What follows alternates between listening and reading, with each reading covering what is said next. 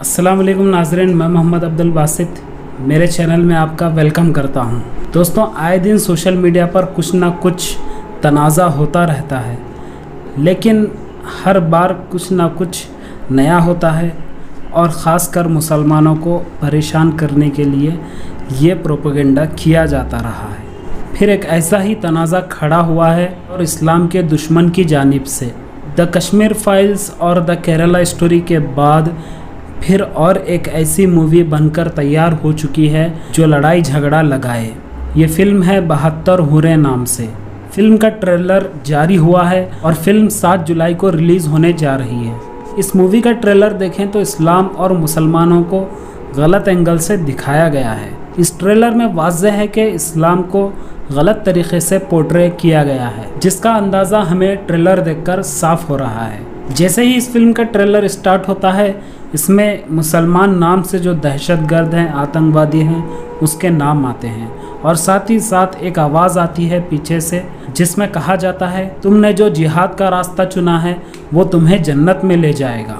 फिर उसके बाद उसामा बिन लादेन, अजमल क़साब, याकूब मेमन, मसूद अज़हर, हाफिज़ सईद, इन तमाम दहशतगर्दों की तस्वीरें और उनके हमला किए हुए वाक़यात के बारे में लिखा हुआ आता है। फिर एक आवाज़ आती है, कुंवारेपन वाली होरें हमेशा तुम्हारे लिए, ऐसे ही कुछ आवाज़ आती है और फिर लिखा हुआ आता है ऑल फॉर 72 होरें, यानी ये तमाम जो दहशतगर्दी करते हैं ये 72 होरों को पाने के लिए करते हैं। 72 होरों की हवस में ये काम किया जाता है। इस तरीक़े से पेश किया गया है। अगर फ़िल्म दहशतगर्दों पर बनती तो हमें एतराज़ ना था, बल्कि दहशतगर्दी का कोई मज़हब नहीं होता और पर्टिकुलर सिर्फ मुसलमान दहशतगर्दों को चुन करके इस्लाम के अगेंस्ट इसको बताया गया है। सिर्फ़ और सिर्फ इस्लाम को टारगेट करने के लिए बनाया गया है। इसमें ऐसा बताया गया है कि 72 हुरों के लिए ही लोग शहीद होते हैं और अपनी जान दे देते हैं, जबकि इस्लाम में जिहाद का मतलब कुछ और है। अगर दिखाना ही होता तो दहशतगर्दों की दहशतगर्दी दिखाते हमें कुछ एतराज़ नहीं होता, बल्कि इसे मुसलमानों से जोड़कर 72 हुरों का तस्करा कर कर ये इस्लाम को ठेस पहुंचाने की कोशिश की गई है कि ये बताना चाह रहे हैं कि इस्लाम ही ऐसा सिखाता है, तभी जाके लोग दहशतगर्द बनते हैं, जो कि सरासर गलत है। दुनिया का कोई भी मज़हब दहशतगर्दी नहीं सिखाता। तो अब जानते हैं इस्लाम में जिहाद का मतलब क्या है। जिहाद को आमतौर पर ऐसे दिखाया जाता है कि ये आतंकवाद का पहला नाम हो, जबकि तसव्वुर सरासर गलत है।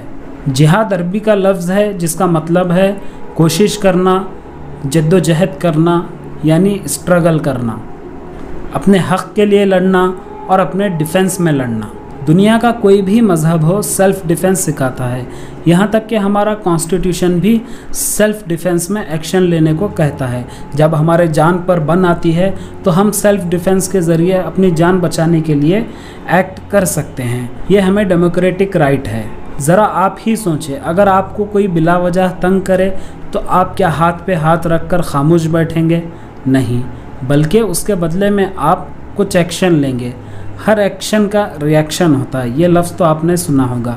बस यही जिहाद है, लेकिन इस्लाम दुश्मन लोग इसको गलत अंदाज में पेश करते हैं। हुज़ूर अक़दस सल्लल्लाहु अलैहि वसल्लम ने भी कभी ख़ुद से तलवार नहीं उठाई, बल्कि अपने सेल्फ़ डिफेंस में और इस्लाम को बचाने के लिए जब सामने से जुल्म होता, सामने से एक्शन होता, तभी आप जंग लड़ते और तलवार उठाते और सहाबा के साथ जंग पर निकल जाते। तो दुनिया के हर मज़हब में सेल्फ़ डिफेंस का सिस्टम है, बल्कि डेमोक्रेटिक राइट भी है। तो इसमें कुछ गलत बात नहीं है। बस लोगों में नफ़रत फैलाने के लिए चीज़ को फैलाया जा रहा है कि जिहाद का मतलब दहशतगर्द आतंकवाद है, जबकि ऐसा हरगिज़ नहीं है। ये तो हुआ जिहाद के बारे में।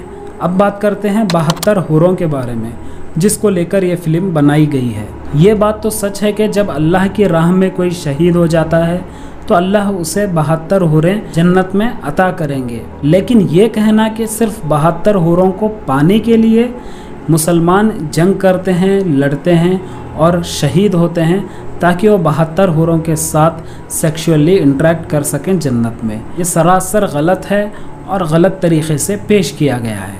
और 72 हूरें तो शहीद को मिलेंगी, लेकिन आम मोमिन को 2 हूरें मिलेंगी और हर किसी के अमाल के हिसाब से उसकी जो पोजीशन होगी जन्नत में उस हिसाब से कम ज़्यादा हूरें मिलेंगी। और एक गलत बात ये पाई जाती है कि दुनिया में जो मुसलमानों की बीवियां हैं या दुनिया की जो भी औरतें हैं वो जन्नत में क्या होंगी, उनका जन्नत में क्या मुकाम होगा। यहाँ पर तो सिर्फ हूरों की बात होती है। इस्लाम पे ये भी इल्ज़ाम लगाया जाता है कि इस्लाम इक्वालिटी नहीं रखता।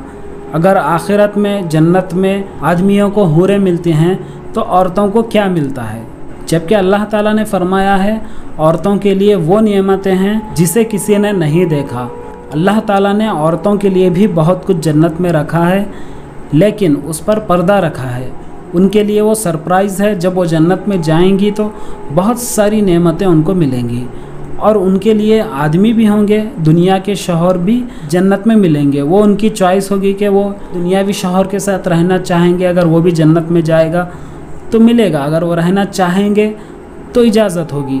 ख्वाहिश वहाँ पर जन्नत में अपनी होगी और आदमी को जन्नत में हूरें मिलेंगी। अब आदमी की भी चॉइस होगी कि चाहे तो वो हूरों के साथ रहे या फिर अपनी दुनियावी बीवी के साथ भी रह सकता है अगर वो जन्नत में पहुंची होगी। तो दुनियावी बीवी हूरों से 70 गुना ज़्यादा खूबसूरत होगी। जी हाँ, आपने ये सही सुना। लेकिन इस्लाम को जो नहीं जानते उन्हें नहीं पता कि, और बहुत से मुसलमानों को भी ये बात नहीं पता कि वो समझते हैं कि हूरें खूबसूरत हैं और दुनिया की जो औरतें जन्नत में जाएंगी वो खूबसूरत नहीं होंगी या फिर कम खूबसूरत होंगी। लेकिन ये गलत बात है।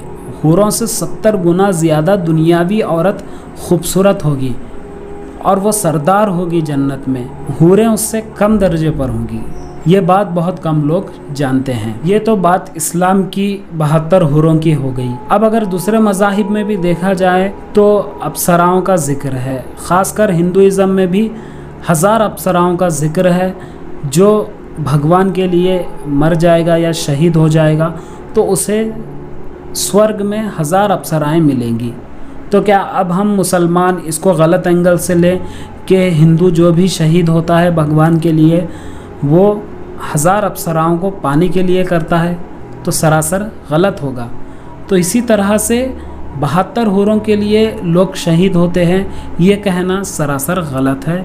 ये फ़िल्म बनाने वाले बस अपनी कमाई के लिए नफ़रत फैला रहे हैं, मज़हब के मानने वालों को एक दूसरे में लड़ा रहे हैं और ख़ुद पैसा कमा रहे हैं। ये बात तमाम लोगों को समझना चाहिए, मुसलमानों को भी समझना चाहिए और ख़ासकर हमारे हिंदू भाइयों को ये बात समझना चाहिए कि ये लोग नफ़रत का बीज बो रहे हैं जिसकी फसल अच्छी नहीं उगेगी।